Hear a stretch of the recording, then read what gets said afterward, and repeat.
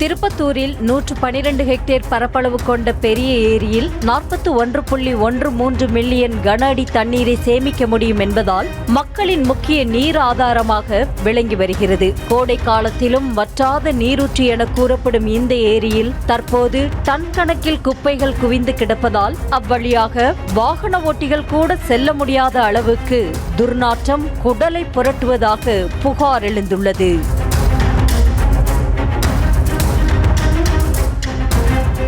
ஏரியின் ஒரு பக்கம் தண்ணீரும் மற்றொரு பக்கம் 25 அடி பள்ளமும் உள்ளதால் இந்த வழியாக பயணிக்கும் வாகன ஓட்டிகள் மற்றும் மாணவ மாணவிகள் ஒருவித பதற்றத்துடனேயே பயணிக்க வேண்டிய நிலை உள்ளதாக மக்கள் கவலை தெரிவிக்கின்றனர்.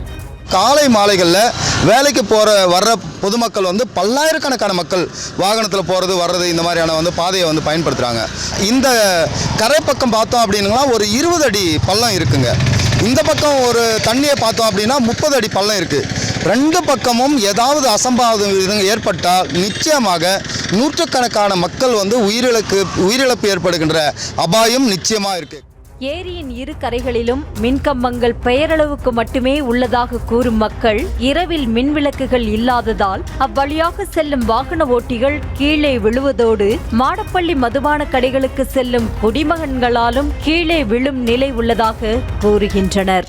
இரவு நேரத்தில் குறிப்பாக இந்த ஏரிக்கரையில் இருக்கிற மின்சார கம்பங்கள் ஒரு 2-3 தவிர மற்றதெல்லாம் எரியுறதே இல்லைங்க. கிட்டத்தட்ட ஒரு 2 கிலோமீட்டர் நீளத்துக்கு இருக்குது இந்த ஏரிக்கரையோட நீளம் அப்படின்னு பார்த்தீங்கன்னா இந்த 2 கிலோமீட்டர் நீளத்துக்கு ஒரு 4 லைட்டு தான் எரியுது.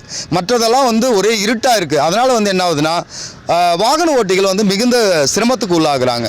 திருப்பத்தூர் பேருந்து நிலையத்திற்கு செல்ல பெரிய ஏரி சாலைதான் முக்கிய பாதை என்பதால் அடிக்கடி விபத்துகள் ஏற்படுவதாகவும் புதிதாக வரும் நபர்களுக்கு ஏரியில் உள்ள பள்ளம் தெரியாது என்பதால் விபத்தை தடுக்க முடியவில்லை எனவும் வருத்தம் தெரிவிக்கின்றனர்.